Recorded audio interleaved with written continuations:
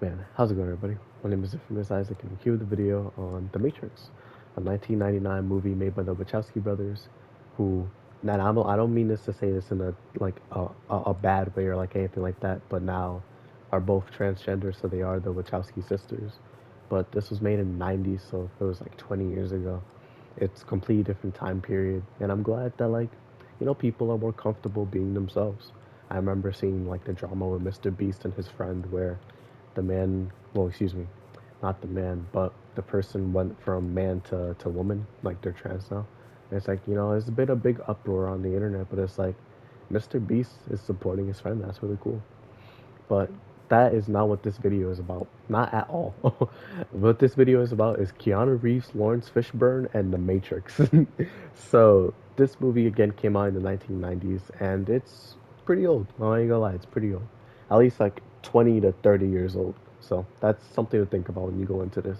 It's not gonna be up to date. It's not gonna be 2024 or 2023 level like John Wick 4 type of choreography, beautiful cinematography. No, it's nothing like that. But it is a good movie. I will say that. I'm gonna give it a 6.5 to a 7. It's not great. It does show its age.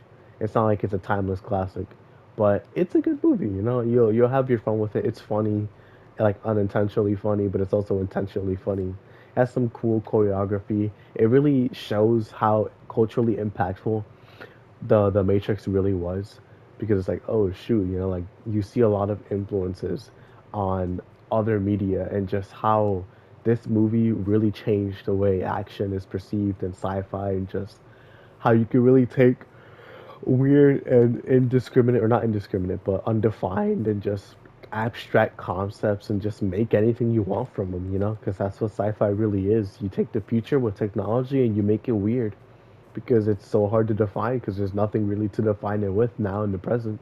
The future isn't now. We're not going to know what technology is going to be like in 20 years, the same way that they didn't know that, what's it called, technology was going to improve 20 years ago. Like, where they have smartphones, or we have smartphones, and they had cell phones where it was just basically like, oh, hey, a flip phone or stuff like that.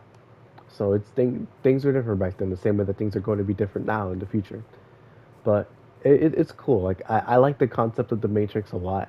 I feel like that definitely carries the movie for me. But the choreography is cool. I feel like it gets a lot better during the second half of the movie. But this movie overall feels like it's set up. Like it's set up explaining the world, and just explaining Keanu Reeves' character, and why he's important, and just overall getting us acquainted with what this world is trying to build, which is why there's which is why there's four movies in this series, which all of them varying levels in quality. Excuse me.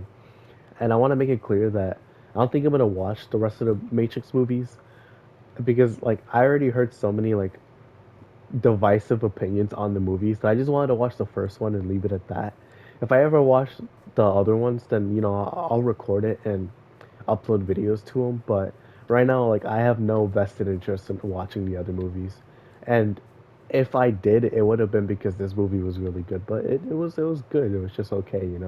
I feel like it did what it did, and I can see why it's a really important movie in cinema. Like this movie influenced a lot of people, a generation even. So yeah, like the actors were fine, the choreography was good, the CGI showing its age, but what can you expect, right? It's a movie that came out 20 years ago. It is what it is. But overall, this this movie's good. Again, this movie's good. That's what I gotta say to it. But yeah, let me get into the spoiler stuff, and then I'll end the video. So yeah, spoiler free section over. Spoiler section beginning. So this movie takes place in normal modern day, which was 1999 at the time, where Thomas Anderson, aka Neo, is a hacker who like uses computers and all that, and he, oh, I'm not sick by the way. I just realized that. What the heck? Weird, super weird. But yeah, so he's a hacker, and some people come after him called agents, and they're trying to figure out, all right, are you the guy? Because Morpheus is looking for you, and Morpheus is a character that we'll meet later. But these guys basically interrogate Mr. Anderson, and remember that name. They're gonna use that name a lot. And Morpheus actually finds Thomas, and they're like, "Yo, we're gonna give you an option, right? We're gonna give you the red pill or the blue pill. The blue pill, you stay and live your normal life, nothing, not knowing the truth, all of that. The red pill, you walk through the door, you learn the truth, and you come with that, or you take that how you will." Thomas takes the red pill, and now he's basically Neo. He will always be Neo now. He's no longer Thomas Anderson. And now that he took the red pill, he woke up, and this is where the Matrix truly begins, where you realize that the Matrix in itself is a simulation, where it was made by AI in in society, and the world actually ended during I think 1999 actually. Yeah, I think 1999 was the year where the world ended, and Y2K stuff. This movie was made a year before the year 2000, so it makes sense why they would make a movie off of this, but not like so blatantly or fragrantly. But it is what it is. I don't mind it. I think it's fine. But yeah, so the world ended 1999, and it was because of AI taking over, uprising. Everybody around the world came together to make AI better, but it was ironically like the thing that they created was the thing to kill them. It was like, it is what it is. And they basically used humans as energy sources now, where they're fueling the AI, and they're harboring them in these pods, and there's like millions of pods harboring people, or at the very least homegrown people. These are not original life forms. These people are made in test tubes. They are not born like the people that we see later on. So the Matrix is the simulation, and Morpheus is trying to get Neo to break out of the Matrix, and that's what he's doing by giving him the red pill, all that stuff. Cool process, cool process. And now that Neo is out of the Matrix, he's getting accustomed to living in his real body, getting or not reacclimated, but acclimated with this body because he's never used it before. This is the first time he's ever used it. He's been homegrown, and he was going to be used as an energy source for the AI. So that's what it is, right? But after he gets out of the pod, Neo and all his crew basically acclimate him with the process and everything, and learning about just how to stop the Matrix and all that. It's cool. Very cool. So, for like 40 minutes of the movie, we have Neo learning about like the how to fight, like training him, giving him what's it called, chips in his mind, teaching him how to fight in the Matrix. And the Matrix is basically like a malleable thing where if you're aware of what you're doing in the Matrix, then you're not immortal, but you're pretty good. So you're not affected as much by like rules of this world as you are some normal civilian who isn't aware of the Matrix. You're like, shoot, yeah, that makes sense, but it's not like Inception where you're immortal. You can just literally well, not immortal, but like you can literally control so many aspects of a dream. But with the Matrix, like since this is a simulation, the people who are making the simulation have the most control. And that's where the agents come in, where they are basically like the guards trying to protect the Matrix. And Neo and his crew are the people trying to basically destroy it and free more people from the Matrix. And once Neo gets accustomed to all this stuff, he gets the training, he goes and meets the Oracle, have a really cool conversation with her. It's just her telling him like, yo, things are gonna be crazy in the future. You're not the one, but don't worry, because Morpheus is saying that Neo is the one, but the Oracle's like, nah, you're not the one. I'm sorry, but your path will take you somewhere. So just understanding it's not gonna be easy, but it's your path. You have to make those choices. So be ready. So Neo leaves the Oracle, and now they're going to, what's it called? They're going back into the Matrix, and they're basically just doing routine stuff. They're going in there, and we actually find out that one of their members, I forgot what his name is, Cipher. There you go, Cipher. He betrayed all of them, and he was selling them out to Agent Smith, who is one of the agents. And the agents are basically like amorphous beings where they can literally transform into anyone that is a civilian in the world. So they can teleport to them, become them, or like literally, oh yeah, teleport to them isn't like literally teleport to them, like consciously, and then become that person. They literally form themselves into an agent if they do that. It's super weird. It's hard to explain. But yeah, if you see the movie, you'll understand when you see it. But yeah, so Cypher sold them out, and now they're being attacked. All this crazy stuff. Cypher goes back into like outside of the Matrix where they have their own ship, and he basically starts killing a lot of the members in the crew, leaving Trinity, um, and Neo, because Morpheus got kidnapped by Agent Smith, and Cypher goes to kill Trinity, but one of the last members, I think his name is Tank. Yeah, I think Tank actually. Yeah, he uh he manages to live the attack that Cypher did, and kills him. He kills him himself. So Tank is alive, Trinity's alive, Neo is alive, and Morpheus is alive. That means that Mouse is dead, um, Switch is dead, Dowry, I think it's his name, or Dowry, I forgot his name. Um, Stuff like that, and just APOC are all dead. They're all dead. So it's just four people left, and now they have to go get Morpheus. Neo is basically like, yo, I'm gonna get no, I'm gonna get him. I'm gonna go get Morpheus, and Tank's like, dog, but he's going to die. Like we have to kill him, because since they have their body in real life, they can kill him by killing his mind, so that he doesn't sell out information to Agent Smith because he's being interrogated. But Neo's like, no, I'm not gonna do that. I'm gonna go get him. We're going to save him. And it's like, he he's he's ready. He's ready to make the tough decisions, and he's going in. And Trinity goes with him, and she's like, "I'm going in too because I'm basically the de facto leader now of this crew right now. So we're doing this." And so they go in.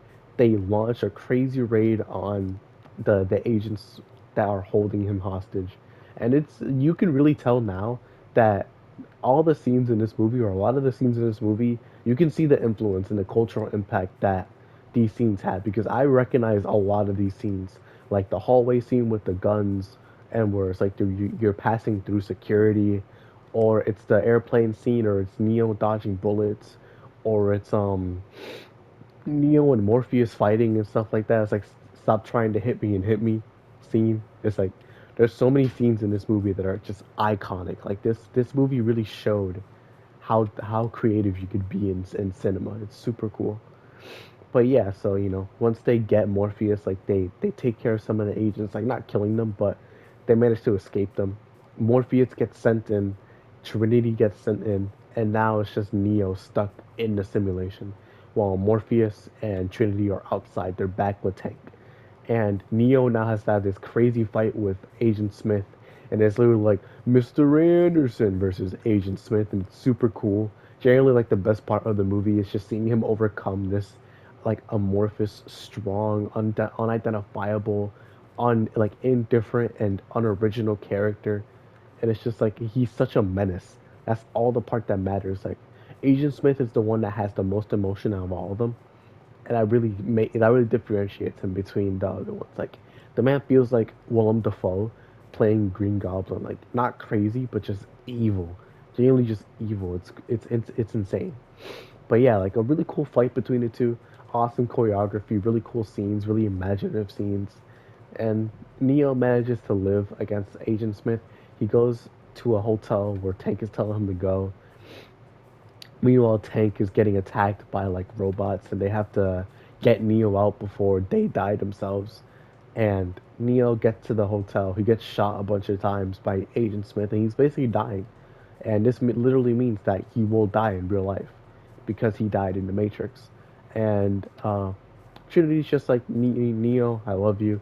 The Oracle told me that I'll fall in love with the one, and I know you're the one because I fell in love with you. And then Neo wakes up and he's like, dog, I'm bricked. And he just starts beating up all these agents, bro. He kills Agent Smith. He he forces the other two to run away, and he comes back to the real world. And that's how the movie ends, where the he's back in the Matrix, and now he's basically like a deity in this realm now, and he's trying to recruit other people and get people to break out of the Matrix. So it's super cool, really cool. But yeah, that's the end of the Matrix. It's a fun movie. Again, a lot of cultural impact. I really like the scenes that I recognize. Like I can see why they got popular.